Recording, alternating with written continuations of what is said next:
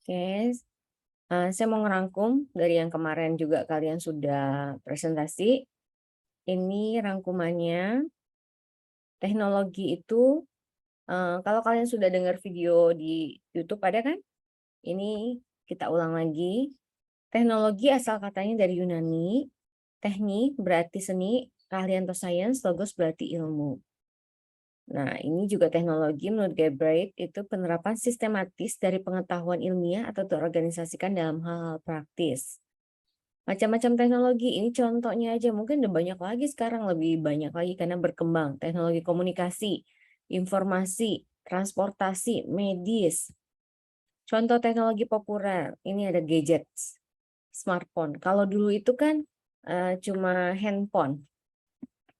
Telepon, kalau zaman dulu ingat gak kalian, telepon itu, atau pernah dengar cerita dari ayah ibu kalian? Zaman dulu telepon itu kan masih telepon rumah, kalau enggak di wartel, warung telepon, kalian ngalamin nggak sih? Enggak ya? Atau kalau sekarang semuanya terus beranjak jadi handphone. Namanya handphone karena dipegang, teleponnya dipegang kan handphone. Tapi sekarang smartphone. Maksudnya smartphone apa?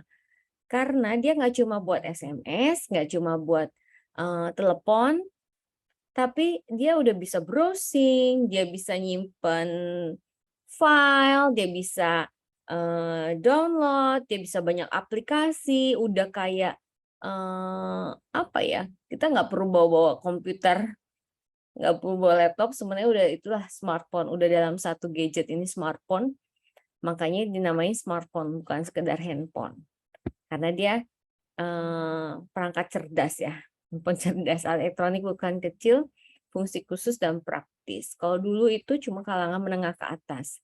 Sekarang di desa-desa aja anak udah main handphone kan. Nah, ini hasil survei. Ini ada penelitian saya dan Bu Elizabeth, tapi belum sempat kita publish, kita baru dalam bentuk laporan. Jadi kita neliti di Palangkaraya, jadi dapat 72% siswa menggunakan gadget smartphone setiap harinya.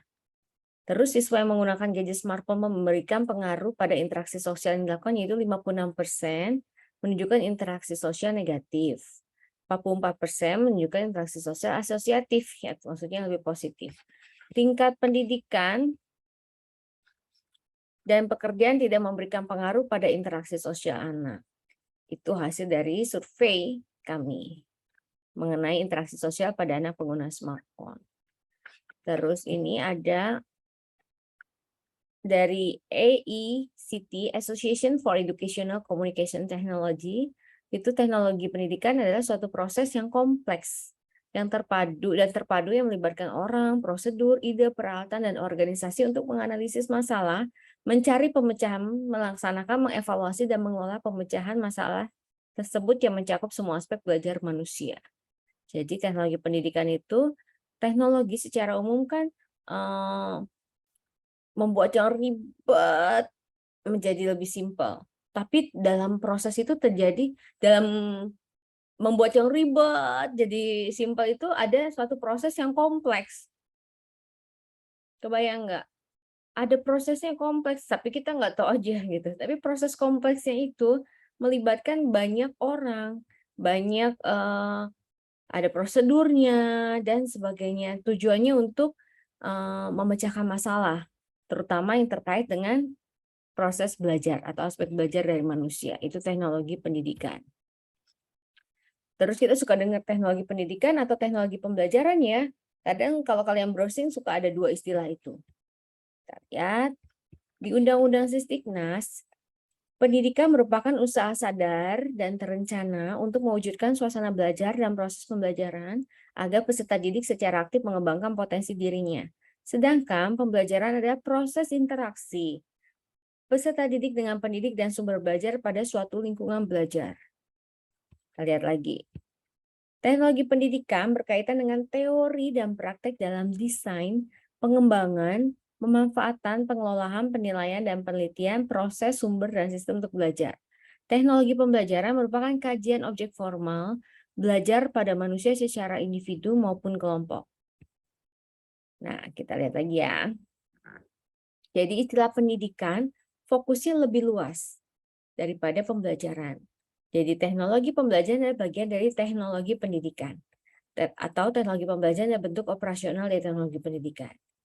Jadi istilah teknologi pendidikan dipakai bergantian dengan teknologi pembelajaran. Ibaratnya payungnya itu pendidikan. Pembelajaran itu ada di dalam pendidikan. Landasan falsafahnya. Ada ontologi. Ontologi itu apa? Teknologi pendidikan sebagai bagian pengembangan untuk memudahkan hubungan siswa atau peserta didik dengan dunia lingkungannya. Sedangkan epistemologi itu pertanyaan, kalau falsafah kan ada pertanyaan apa, bagaimana, ya. Nah, bagaimana teknologi pendidikan dapat menjawab persoalan-persoalan pendidikan seperti kurikulum, teori belajar, strategi pembelajaran, dan sebagainya. Aksiologi itu untuk apa? Teknologi pendidikan memberikan kemudahan khususnya dalam hal aplikasi. Namun hal tersebut bukan tujuan, melainkan merancangkan strategi untuk menemukan sikap memanusiakan teknologi. Oke, ini teori banget ya. Jadi kalian sudah lewat yang ini. Nanti kita udah mainnya aplikasi-aplikasi, tapi ini sekedar informasi ya. Fungsi teknologi, sarana bahan ajar yang ilmiah dan objektif. Sarana motivasi peserta didik yang semangatnya rendah. Membantu peserta didik mempresentasikan yang mereka ketahui, meningkatkan efektivitas belajar, mempermudah penyampaian materi, desain pembelajaran, sebagai media pendukung pembelajaran, sarana pendukung pelaksanaan program pembelajaran yang sistematis, sarana meningkatkan keberhasilan pembelajaran. Itu semuanya juga pernah kita bahas di awalnya. Manfaat teknologi pendidikan bagi pendidik, memudahkan tercapainya tujuan pendidikan. Udah dijelaskan juga di awal, ingat nggak? Kalau misalkan guru mau ngejelasin tentang proses hujan atau ya terjadinya hujan, kalau diomongin kayak gini agak susah kan anak, apalagi anak PAUD ya. Iya, terjadinya hujan adalah ketika air menguap di atas, terus awannya udah penuh, udah jenuh, makanya dia turun ke bawah. Anak bingung kan? Tapi kalau misalkan kita pakai audio visual, kita manfaatkan teknologi atau eksperimennya terus bisa divideokan, itu juga bisa anak lebih ada bayangan, apalagi anak kan harus konkret. Lebih baik dia mencoba, tapi kalau misalkan nggak sempat mencoba, itu minimal ada audio visualnya, itu akan lebih mempermudah gitu untuk anak menangkap. Dan buat guru juga, buat pendidik untuk menjelaskan. Itu juga bisa menunjang metode pembelajaran, meningkatkan efektivitas, lebih mudah tadi menyampaikan materi, efisiensi waktu, menjadi daya dukung pengajaran bagi seorang pendidik. Bagi peserta didik juga demikian pastinya, yaitu tadi lebih cepat menyerap, menerima materi, dapat mempresentasikan juga, nggak bosan, berekspresi dalam proses pembelajaran. Nah, ini unsur-unsur utama dalam teknologi pendidikan. Bisa dibaca di sini ada software dan hardware. Software itu maksudnya apa? Jadi software itu adalah yang konsep, rencana, dan metode setiap kurikulum dalam pembelajaran. Misalnya Undang-Undang Dasar, GBHN, Undang-Undang Sisdiknas, peraturan pemerintah, GBH, garis besar pedoman pengajaran, kurikulum, RPPH, prosen, protokol pendidikan dan pendidikan. Kalau hardware tuh ada bendanya, ada alatnya yang dipakai untuk mempermudah proses pembelajaran. Kayak audiovisual tuh apa aja? TV, VCD. Kalau audio itu yang suara aja, tape, HP, MP3 ya. Ada wave ya, apa gitu. Terus ada spot, ada macam-macam ya sekarang ya. Terus kalau Android juga punya sendiri, iPhone ada juga sendiri gitu. Alat visual itu yang bisa kita lihat kayak kemarin kalian buat infografik, ada poster, e-flyer, itu semua visual. Benda-benda lain yang menunjang proses pembelajaran. Dunia pendidikan membentuk pribadi dan kematangan manusia memerlukan metode atau teknik yang kompatibel, yang bisa diandalkan lah. Teknologi pendidikan itu media pendidikan yang digunakan sebagai sumber referensi sesuai perkembangan zaman. Teknologi pendidikan membantu proses pemahaman peserta didik, itulah gunanya. Dan prinsip dalam penggunaannya, teknologi dalam pembelajaran itu pendekatan sistem. Penyelenggaraan pendidikan didesain menggunakan pendekatan sistem yang berorientasi pada siswa, memusatkan perhatian pada karakteristik minat dan potensi peserta didik, pemanfaatan sumber belajar, dalam pembelajaran hendaknya memanfaatkan sumber belajar untuk mengakses pengetahuan dan keterampilan yang dibutuhkan. Nih, kawasan teknologi pendidikan. Ini bekal buat kalian nanti ngedesain media kalian juga ya. Ada settler teknologi upaya yang lebih terpusat pada peningkatan keterampilan dan organisasi kerja dibandingkan mesin dan peralatan. Bisa di mana aja temuinya? Ya tujuannya seperti yang tadi bahas untuk memecahkan masalah manusia. Tapi harus mempertimbangkan norma dan nilai yang berlaku. Teknologi harus bebas nilai, namun penggunanya syarat dengan aturan nilai. Dia harus bebas nilai maksudnya apa? Teknologi itu nggak boleh berpihak, maksudnya arti gini, ada untuk suku tertentu atau apa gitu. Teknologi yang sesungguhnya dia harus bebas nilai. Namun penggunaannya syarat dengan aturan nilai dan estetika. Maksudnya aturan nilai apa? Dia harus mempertimbangkan norma dan nilai yang berlaku. Misalnya mau bikin robot, mau bikin teknologi robot. Jadi dia jangan sampai mengorbankan si manusianya sendiri. Kayak gini. Ada sekarang kan lagi rame nih yang viral. Ada satu penyakit ginjal akut ya. Itu kan yang pada anak. Dengar nggak kalian? Update nggak? Itu kan viral. Itu karena ada kandungan dalam obat sirupnya itu untuk mengentalkan sirupnya. Itu kan lagi viral. Nah, teknologi. Peranan teknologi kan tadi di awal ada ya. Teknologi salah satunya teknologi di bidang medis. Nah, misalnya mau ngadain percobaan. Ternyata ini contoh ya, misalkan mau ngadain percobaan, kadang kan orang, saya baca itu ada orang yang mau menemukan obat sakit mah, dia akhirnya dia mencobakan pada dirinya sendiri. Jangankan ke manusia lain, ke binatang aja ada yang nggak setuju kan, pro kontra untuk jadi kayak kelinci percobaan atau ke ini ke binatang, kayak apa ya? Kayak untuk yang pecinta binatang itu tidak berkenan di hati mereka gitu. Dan kalau dicobain ke manusia lagi itu lebih lebih parah lagi ya, maksudnya lebih tidak etis lagi. Nah, ini yang maksudnya mempertimbangkan norma dan nilai yang berlaku. Gitu sampai akhirnya si ilmuwan itu akhirnya mencobakan pada dirinya gitu. Nah, jadi teknologi itu jangan sampai malah mengorbankan manusia. Itu yang maksudnya harus mempertimbangkan norma dan nilai yang berlaku. Gitu ya. Nah, ini kawasan teknologi pendidikan yang akan kalian lakukan nanti, desain pengembangan, pemanfaatan, pengelolaan, penilaian. Kita lihat satu-satu. Desain itu adalah proses menentukan kondisi belajar dan tujuan untuk menciptakan strategi dan produk. Nanti kalian akan membuat produk kan? Big project kalian nanti akan membuat produk media pembelajaran itu untuk anak usia dini. Jadi sebelumnya kalian harus punya ide nih, udah kebayang desainnya apa. Tujuannya ya untuk menciptakan strategi produk pada tingkat makro, program dan kurikulum, mikro, pembelajaran, dan modul. Tujuannya untuk pasti yang tadi di atas tadi ya udah dijelaskan untuk membantu memudahkan baik untuk si pendidik maupun yang peserta didik. Misalkan mau kayak tadi menjelaskan kurikulum kompleks proses terjadinya Gunung Merapi atau alat tradisional Kalimantan Tengah atau suku Dayak misalkan, atau tarian tradisional kan susah menjelaskannya gimana ya. Teori bingung juga. Terus ini saya kasih contoh ya, sebentar. Saya kasih contoh. Nih. Ini contoh. Kalian bisa lihat gak ya?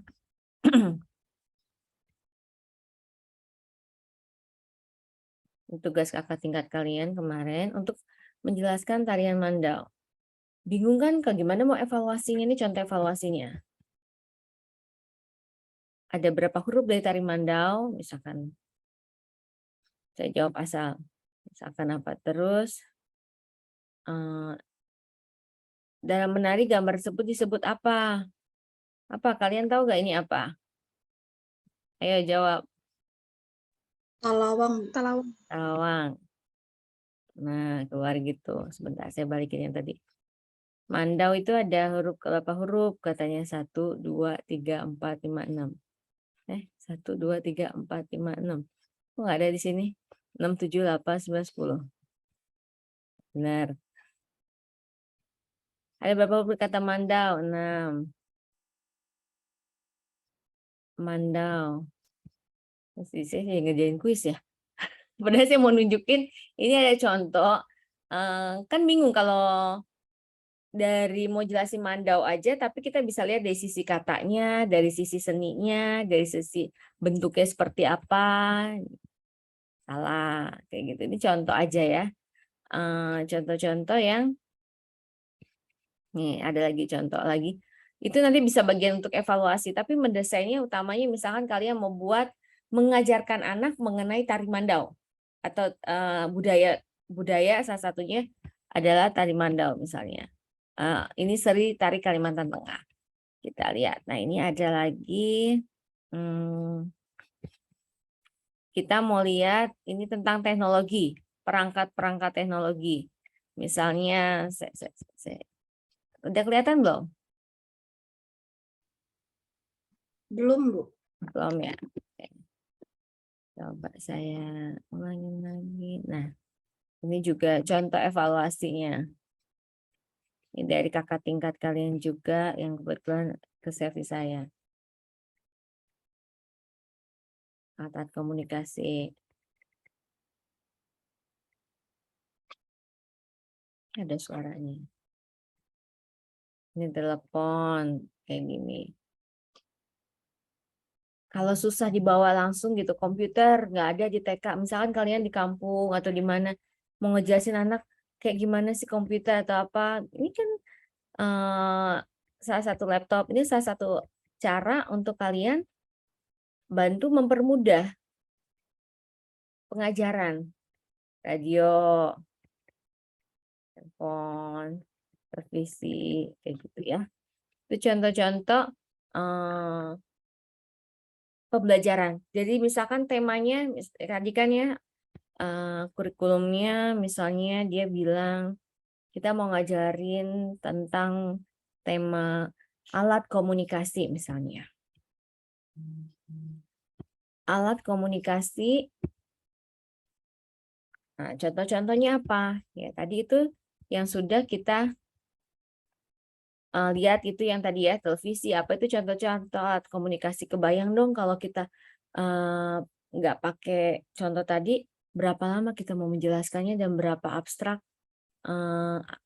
anak yang kita jelaskan, yang kita mau jelaskan.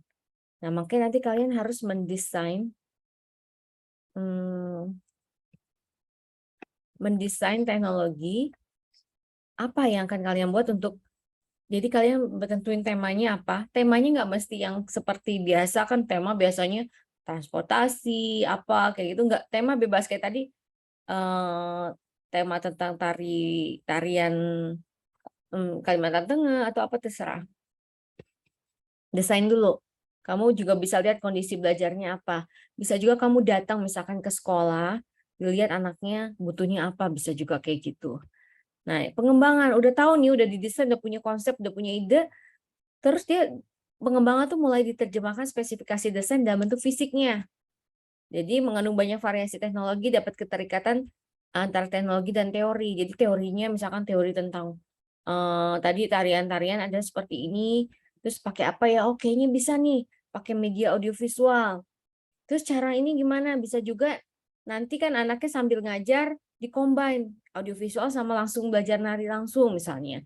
Terus tahu anak ngerti apa enggak gimana? Ya tadi dikasih evaluasinya dalam bentuk kuis misalnya. Itu udah mulai dikembangin tuh, dari yang tadi cuma konsep, sekarang udah mulai digabungin teori sama teknologinya yang mau dipakai. Terus pemanfaatan adalah aktivitas menggunakan proses dan sumber untuk belajar. Nah, gimana tuh untuk memanfaatkannya? Terus dikelola pengendalian teknologi pembelajaran melalui perencanaan, perorganisasian, pengkondisian, dan supervisi. Terus kalian, oke, udah bikin konsep kan, udah mungkin dibikin RPPH-nya dulu, terus kalian bikin konsepnya mau gimana, ide-idenya, terus teori sama ide digabungin, terus nanti dimanfaatkannya seperti apa teknologinya, terus nanti dikelola, direncanakan. Oh, nanti berarti awalnya kita kasih dulu nih videonya, kita anak nonton dulu mungkin ada tarian itu udah direkam aja biar enak, jadi nggak usah baju-baju adatnya juga udah direkam misalnya. Terus ini harus ini, mesti habis ini, terus apa-apa itu udah mulai itu dikelola.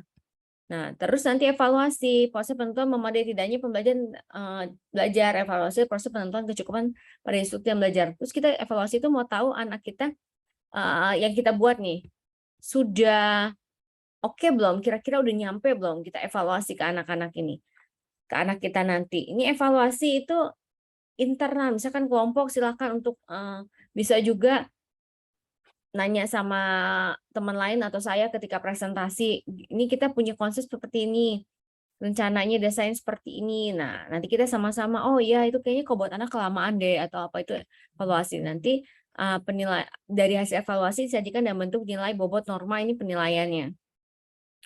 Nah, evaluasi ini kalian sebelum kasih ke anak-anak, kalian harus cek dulu sama kalian. Kayak tadi, misalkan ke anak-anaknya nanti kalian akan kasih kuis. Nanti kuis itu yang benar berapa, itu kayak tadi contoh ada nilainya. Tapi sebelum ke anak-anak harus dicobakan dulu ke sendiri, jangan sampai nanti udah langsung ke anak terus kalian bingung sendiri. Ya, jadi intinya harus, kalau kita namanya harus ada try out dulu.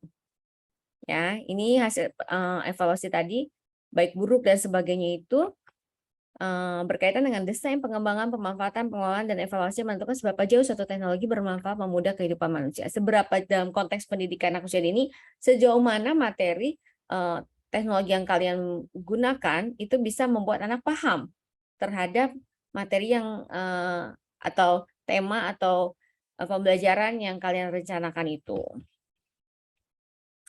Nih, urgensi teknologi pendidikan dalam meningkatkan kualitas pembelajaran. Nah, di sini tergantung kepiawaian si guru. Menggunakan metode dan teknologi pendidikan yang tepat, meningkatkan efektivitas mengajar dan belajar. Manfaat menggunakan teknologi pembelajaran tentunya memberikan kemudahan mengajar bagi si guru. Kayak tadi ya, contohnya kita kasih kayak gitu kan lebih mudah daripada nanya-nanya. Tapi kalau udah kayak gitu tinggal mereka dibikin kuis atau bisa bikin tebakan. Itu contoh ya, saya yang ketemunya tadi itu. Sebenarnya banyak yang lain yang misalnya lebih menarik dalam arti nanti pas diklik itu coba lagi ada suaranya. Terus ada juga setelah diklik good job atau apa gitu. Kadang yeay atau cuma gitu. Ada itu macam-macam. Nanti kalian bisa explore. Itu mereka bikinnya dari PowerPoint terus ditambahin suara-suara kayak gitu, ditambahin animasinya. Nanti kalian boleh menggunakan aplikasi lain yang lebih update gitu. Kayak zaman dulu tuh bukannya belum ada, mungkin kakak tingkat kalian dan sebelum pandemi itu kita belum kenal yang namanya Canva. Terus terang, saya tuh kenal Canva sejak pandemi doang. Baru pas pandemi kenal Canva, kenal Zoom kayak gitu kan, ya kan hikmah pandemi kan. Sebelumnya mana kenal kita Zoom. Ya kan? Ayo. Kalian ada yang tahu Zoom nggak sebelum pandemi?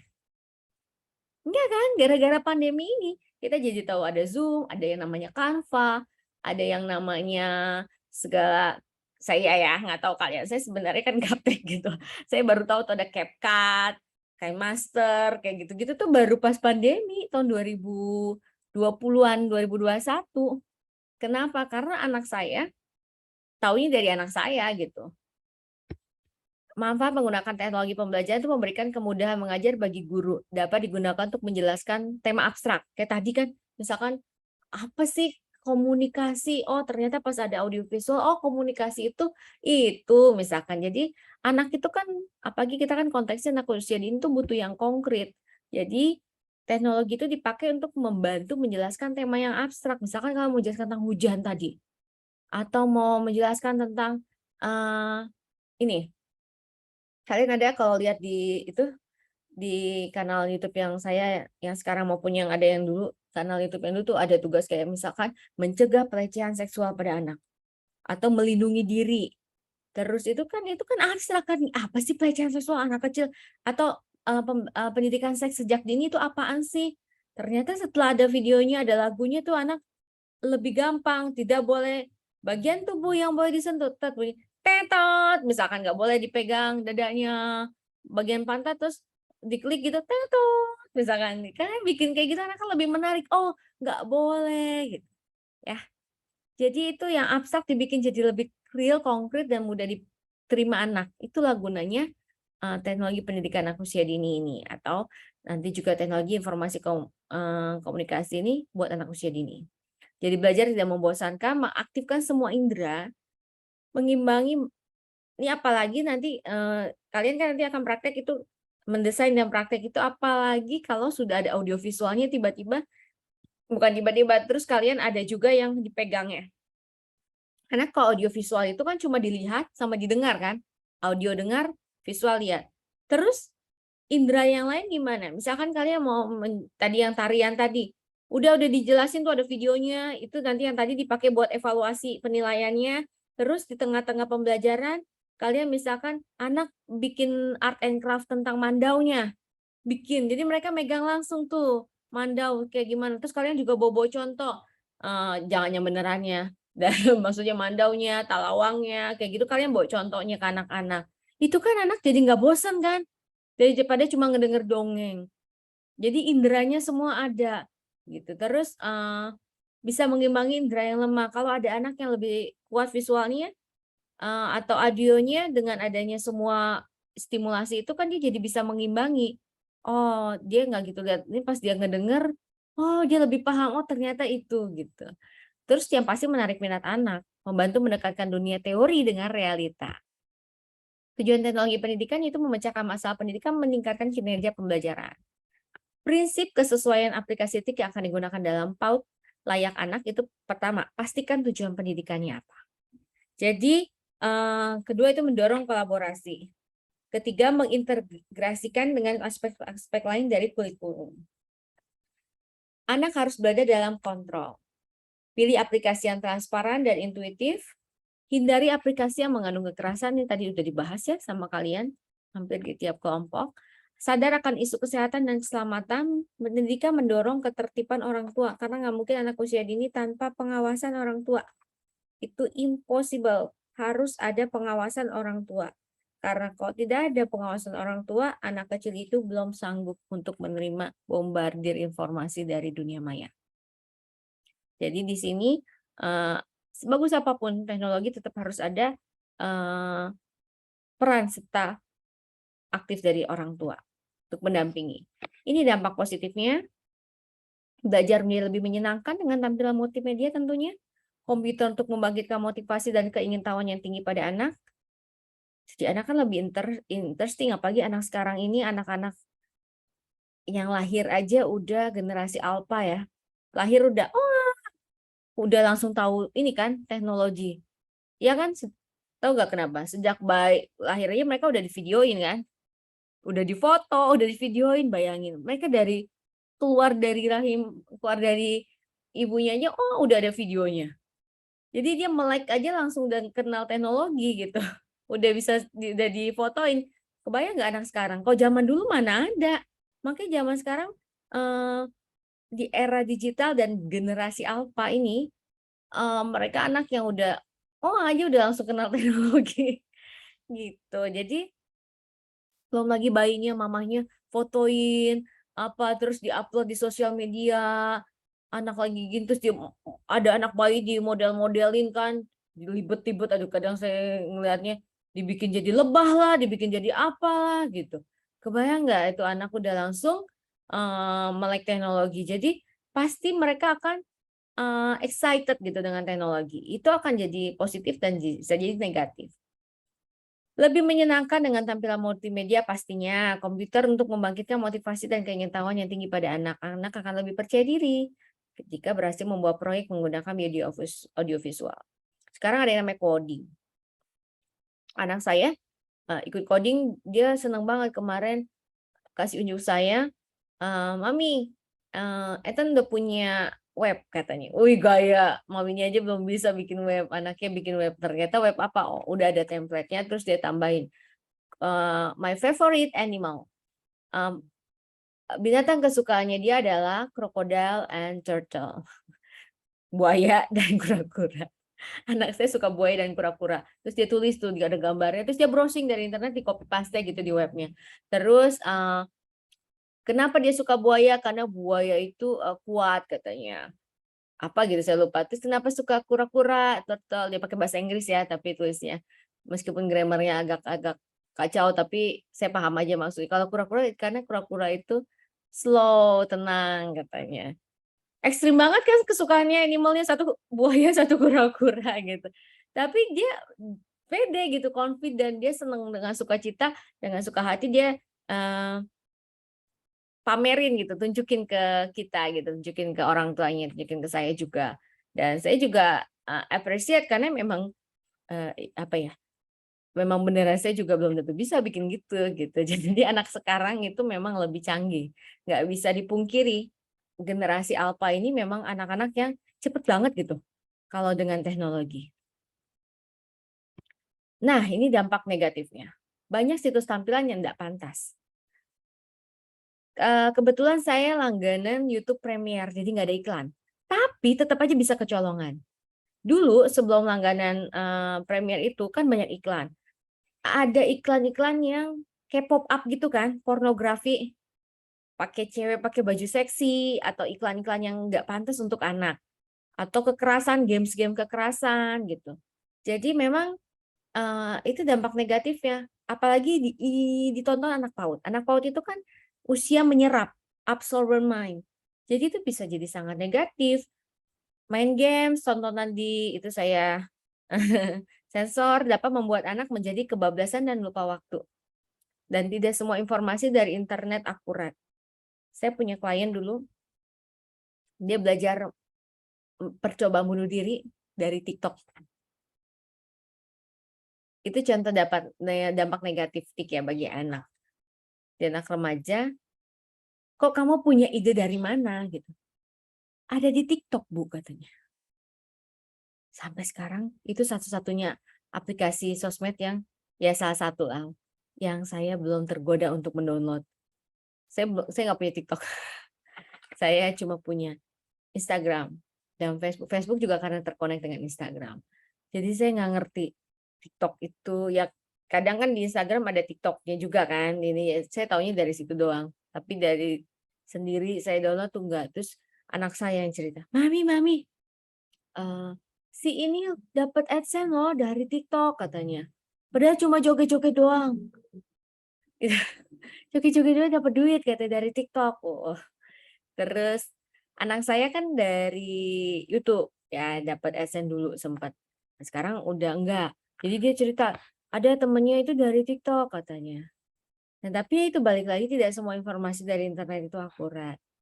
Ya, dari TikTok yang ternyata satu sisi bisa menghasilkan, menambah penghasilan, bisa menyalurkan ekspresi positif, tapi ternyata juga bisa menjadi ajang untuk meningkatkan hal-hal negatif. Ngeri kan? Jadi kuncinya harus bijaksana, harus punya wisdom, knowledge, and understanding, harus punya punya kebijaksanaan, punya hikmah untuk menggunakan teknologi. Oke, sekarang saya mau kasih contoh. Tadi pagi saya lihat ini, kayaknya belum ini. Jadi ada di Instagram tadi pagi tuh, ini coba ya saya share screen. Ini contoh dampak negatifnya teknologi ya. Kelihatan nggak? Kelihatan nggak kalian? Instagram ini ya. Terlihat, Bu. Handphonenya. Bahkan ketika ibunya meminta dia untuk meletakkan handphonenya sejenak untuk makan, si anak malah membantah. Dia bahkan berani menantang ibunya. Ibu tahu nggak sih apa itu blockchain, komputer kuantum, IoT, algoritma? Sang ibu pun terdiam, tidak bisa menjawab. Lalu si anak ini menyombongkan dirinya dengan menjelaskan hal-hal yang terdengar hebat kepada sang ibu. Setelah itu, dia kembali sibuk dengan handphonenya lagi. Sombong sekali ya. Sedih mendengar pelakuan sang anak, ibu pun berkata, ibu memang tidak tahu blockchain. Tapi ibu tahu arti kerja keras, menghasilkan uang untuk menghidupimu. Ibu tahu, kamu ahli susu. Ibu tahu, ketika kamu berusia 2 tahun, kamu pernah kejang-kejang. Ketika kamu mendengar suara petir, kamu akan cemas dan sulit untuk bernafas. Ibu tahu, bahwa ibu harus kerja keras, mengumpulkan uang, supaya ibu bisa menyekolahkanmu dan membuatmu lebih pintar dari ibu. Mendengar jawaban itu, sang anak pun tersadarkan bahwa selama ini dia sudah durhaka. Dia pun meletakkan handphonenya dan meluangkan waktu untuk makan bersama ibu. Ingat, sepintar-pintarnya orang adalah dia yang bisa menghormati orang tuanya. Oke, itu contoh dampak negatifnya ya Ada dari seorang anak yang nggak bisa lepas dari handphonenya. Bahkan ketika ibunya meminta dia untuk meletakkan handphone. ini contoh dari kecanduan gadget. Anak yang itu dampak negatifnya tik ya. Anak jadi udah kena teknologi dia bablas. Anak saya juga kalau nggak dikasih tahu bisa bablas. Makanya kita ya saya, suami, neneknya, kadang kalau saya kerjakan sama neneknya, itu berusaha untuk kontrol ya ganti passwordnya apa gitu. Karena anak-anak yang tadi generasi alpha ini memang mereka cepet banget nggak usah diajarin. Mereka tuh bisa sendiri, mereka bisa mencari caranya sendiri. Udah ibaratnya kita A, anak kita sudah C, karena mereka cepet banget otaknya untuk ngulik-ngulik teknologi. Tapi kita harus ingetin, ini tadi anak boleh sepintar apapun, tapi dia harus tahu etika, dia tahu norma, dan dia nggak boleh lupa gitu sama, ya dia bisa beli gadgetnya dari siapa sih gitu, ya kan? Kalian nih punya handphone, punya apa gitu, tapi kalian lupa telepon orang tua kalian di kampung, ya kan? Oke, handphonenya dari bidik misi, nyebut label beasiswa atau dari mana gitu. Aku udah kerja di kafe mana, tetap kamu bisa begini kan juga karena orang tua. Jadi teknologi itu jangan sampai membutakan kita lupa gitu sama asalnya kita dari mana gitu. Itu contoh dampak negatif teknologi. Oke. Jadi saya pengen kasih unjuk juga kalian untuk sebentar ya.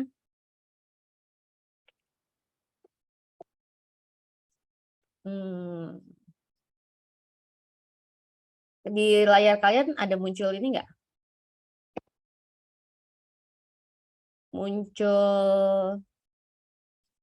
Ada muncul di layar nggak?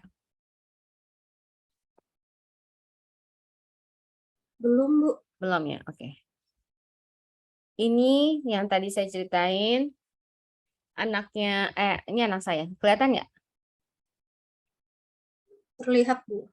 Ini akun YouTube anak saya.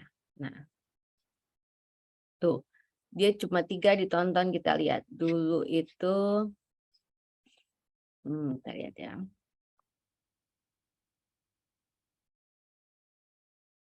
Playlist ya. Video.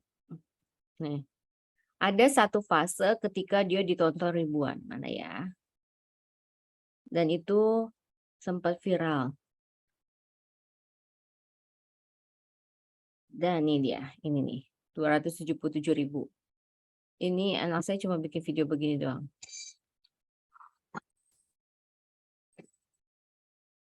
Komentarnya. Padahal kita nggak ngerti, kalian ada yang ngerti kali kalau ada yang main, saya nggak ngerti.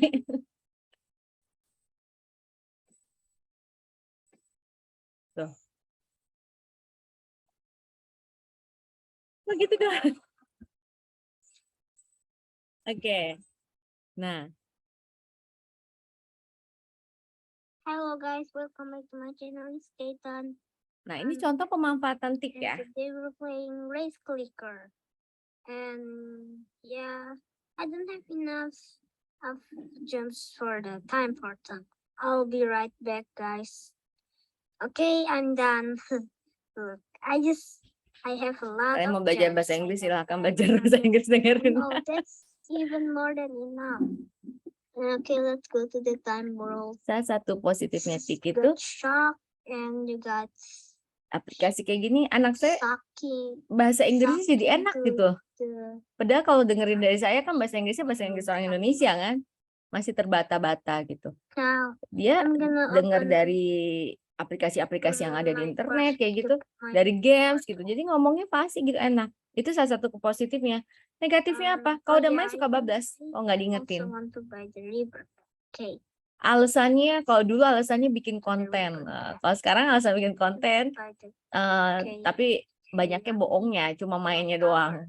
Ditanya kontennya mana? Penuh, nggak ke-record katanya gitu. Jadi, nah itu contoh dampak negatif positif. Jadi kayak apa ya?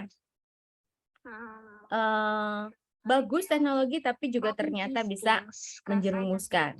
Tapi ini oh, the regular bee, the bees. Yeah, what am I doing? And why do I need all these bees? People just want to do. I just want to give people some free stuff, but I just do it. I don't care. Oke, ya nanti kalian kalau mau dengar silahkan di subscribe gitu. Oke, nah jadi sekarang saya mau lihat di clock tower. There you go. liatin emaknya dari dulu segini-segini aja subscriber ya. Nah ini ada contoh-contoh. Wah hujan ya. Wah hujan. Untung online ya. Nih contoh kerjaan kakak tingkat kalian ya. Nih ini contoh misalkan apa ya yang ini sampai 6 nih. Tentang warga kampung desa Sanggu. Jadi dibikin videonya dulu.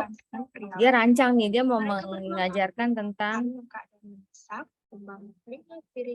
Kalimantan Tengah, budaya Kalimantan Tengah. Jadi dia cerita dulu, bikin ceritanya. Besar layaknya perahu. Mereka berdua naik di atasnya.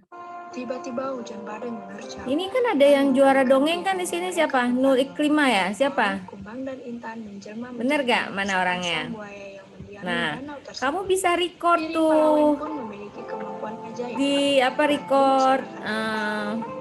Digunakan untuk pengobatan tradisional. Dijelaskan juga makanan tidak cepat basi. Gimana membuat dongeng? Kemarin yang menang juara 1 dari universitas mana itu ya, lupa saya. Waktu lomba yang PAUD itu kan, Des Natalis sebagai PAUD. Nah, ini contoh-contohnya. Diceritakan Intan adalah putri. Ada benang bintik apa?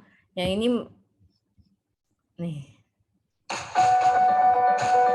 Ini karena mereka nggak bisa terlalu bikin video, akhirnya dia bikin ini nih. Pasar swalayan yang menyediakan beragam Tuh, jadi ada dianya yang bermain peran tuh. atau yang lebih dikenal dengan nama tumbuhan pakis.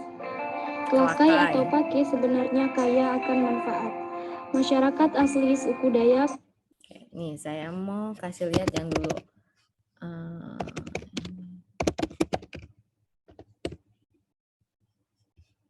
Nih. Udah lama banget saya nggak buka ini nih. Mana ya? Nih, bentuk-bentuk komunikasi kekerasan. Oh, ini nih. Lah. Kenapa internetnya? Nih. Bagian tubuh pribadimu adalah mulut, dada, Nih. bagian sekitar paha, dan pantat. Hanya kamu dan orang tertentu yang dapat menyentuh tubuhmu. Lihat sendiri ya, tuh dampak gadget bagi anak, bentuk komunikasi pengasuhan. Oke. Selesai semua materi 1 semester kita. Besok UAS lah. Minggu depan langsung UAS. Oke, jadi saya balik lagi nih share. Nih. Nanti saya tadi nih ada salah ya. Habis 6 saya langsung 8 nih 7, 8, nanti pertemuan 9 10-nya itu project ini kalian merancang media pembelajaran berbasis TIK untuk menstimulasi kemampuan AUD. Yang tadi udah saya jelasinnya langkah-langkahnya, desain dulu, terus pengembangan, pemanfaatan, evaluasi, penilaian kayak gitu-gitu ya.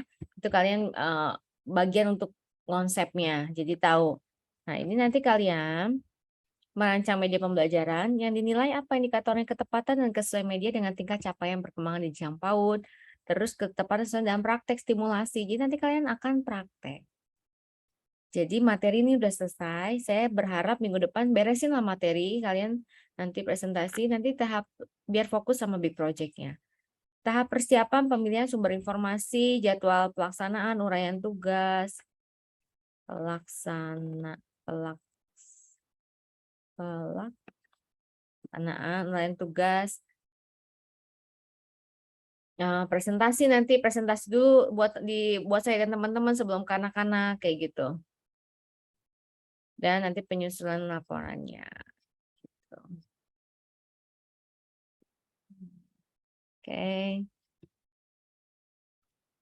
Oke. Semoga pagi-pagi yang hujan, mendung, mendadak hujan, kalian paham ya. Jadi teknologi itu dibuat intinya untuk memudahkan. Jadi kalau ada teknologi dibuat untuk menyakiti itu berarti udah melanggar filosofi atau idealisme awal dari si teknologi, manfaat teknologi itu diciptakan. Oke, selamat pagi.